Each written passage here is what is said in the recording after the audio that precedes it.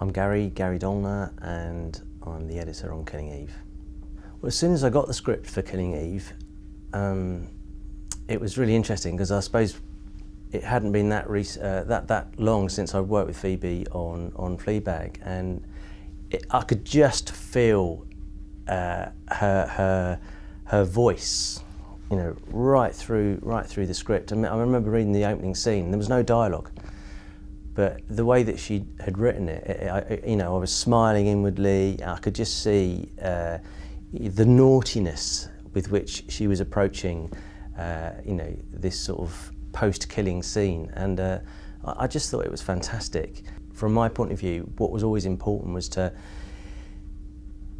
get the balance right between the narrative drive of the story and getting all those dramatic beats, but also I thought it was really important to try and keep sort of the humour flowing through the story, because that was, often it's what gives it. I think it makes it real. I think it's an interesting balance. Finding the right line between the two beats. I suppose it's always a challenge when you're cutting a scene. If there are, depending on what the sort of, there's a major storyline that you have to, get across and nail, and then there's often sort of sub narratives going on that you also want to tease through as well. So, fortunately on this project, I was blessed with having fantastic performances to choose from. So it was.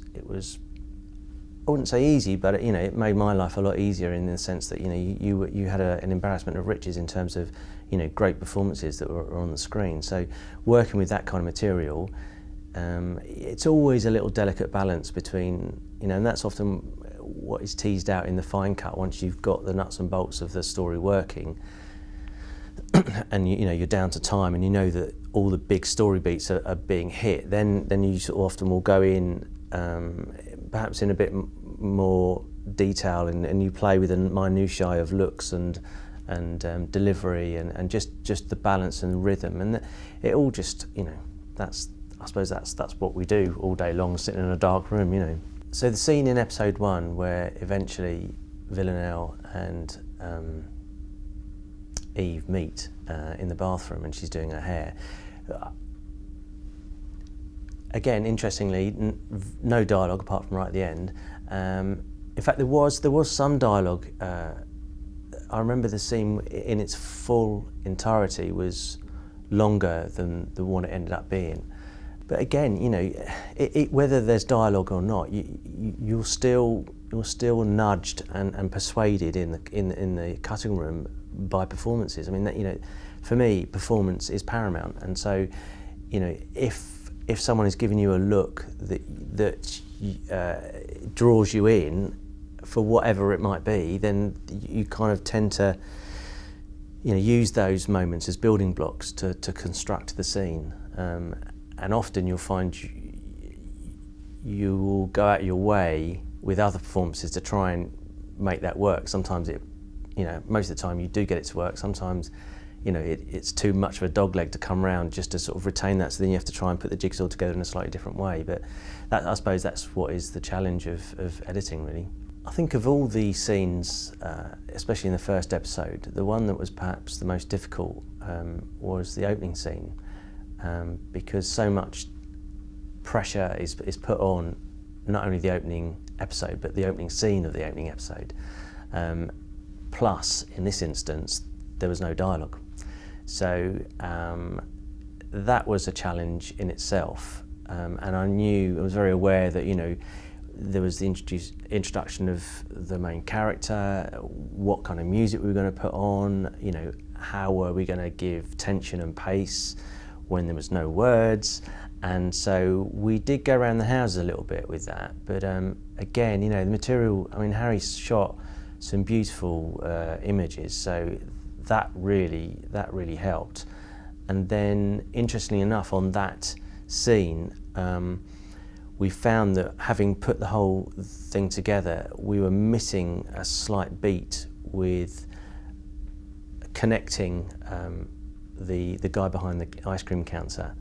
So we did a pickup. We needed a close-up of a real big tight shot of the guy, just to mimic what the girl was doing, and so that we could get this triangle of looks to work.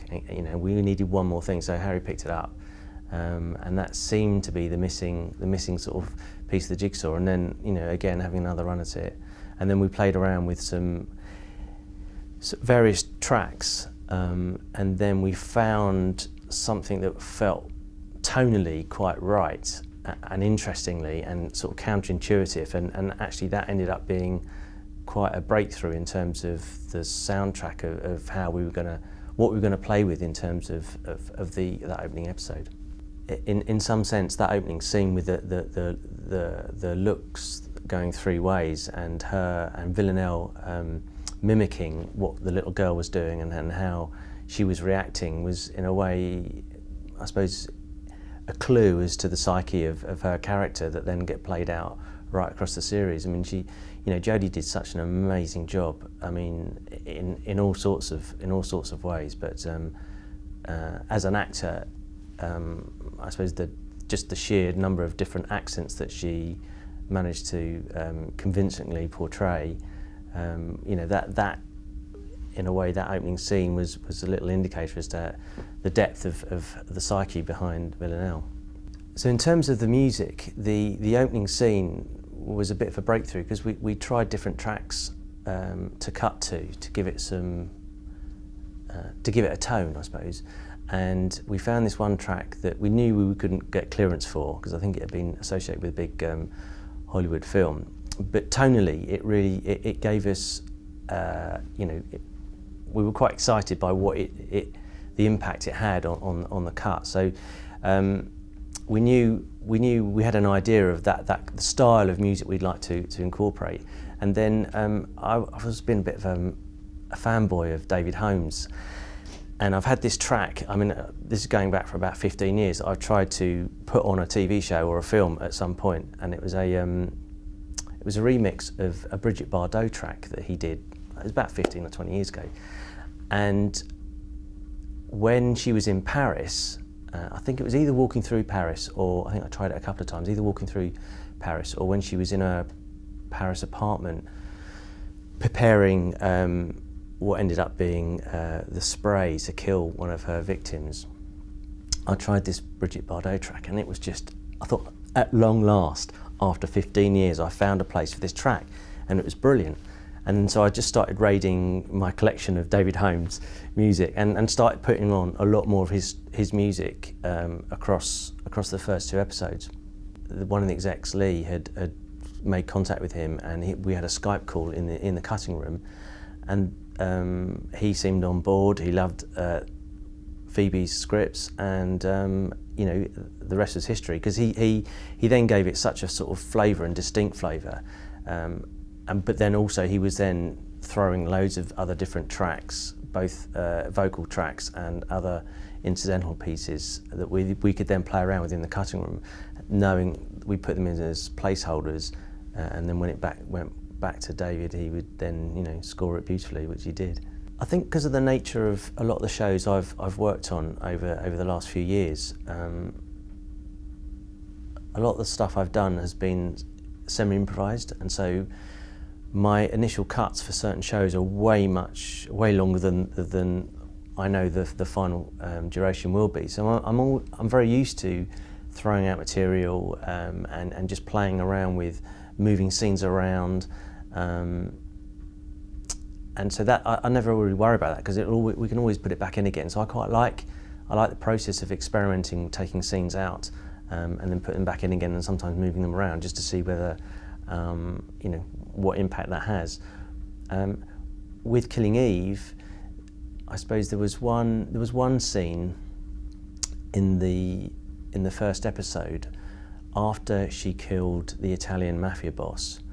She makes her escape, and originally in the script, she was caught by one of the guards, who she obviously quickly disarmed, and at gunpoint that made him drive her off through the Tuscan hills in an Alfa Romeo red sports car, open top, and the shots were fantastic. I mean, this scene was really, I mean, you can imagine sunshine, Tuscan hills, aerial shots, beautiful Italian sports car with two beautiful people in it. She's screaming and laughing her head off because she's got him at gunpoint.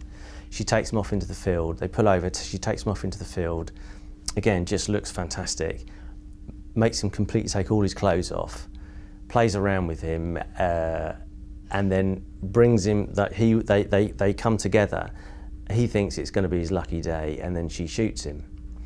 And it was I think a really, really great scene. But what we found was, watching the whole episode back, it was a dogleg that actually slowed down the pace of the narrative, really, and that was quite not a tricky one. We had to lose it. It was suggested we lost it, so we took it out to see what impact it had, and actually what it did do was make the story flow much better.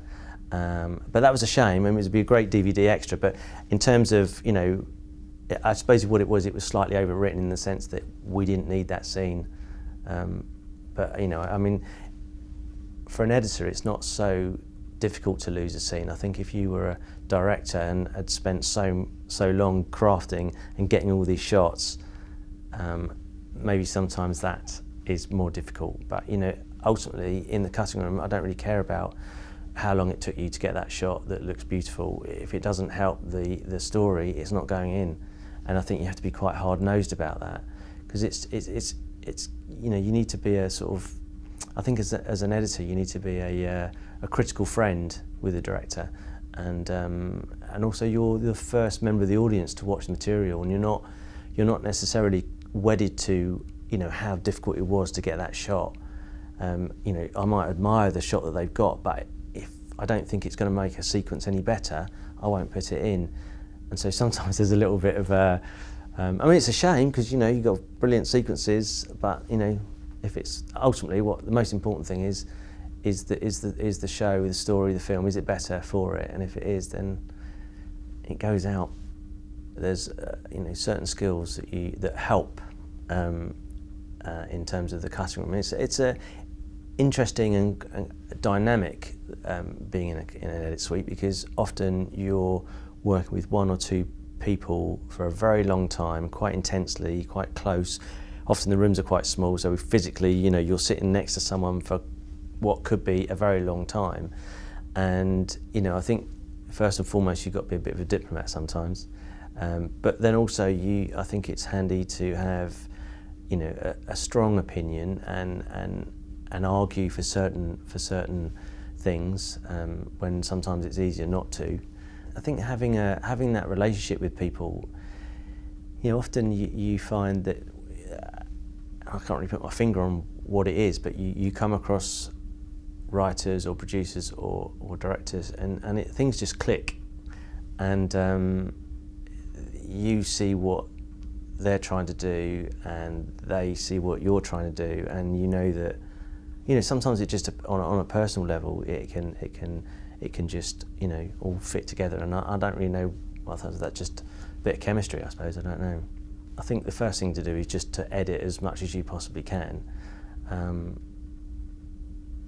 and also to. I think what's also important is to try and find sort of cutting styles that you like. Watch material. When you watch stuff, is there something things that you like about the way a scene has been put together? That's always quite a good thing to do. I tend to try and encourage people I work with to perhaps during a shoot cut a scene.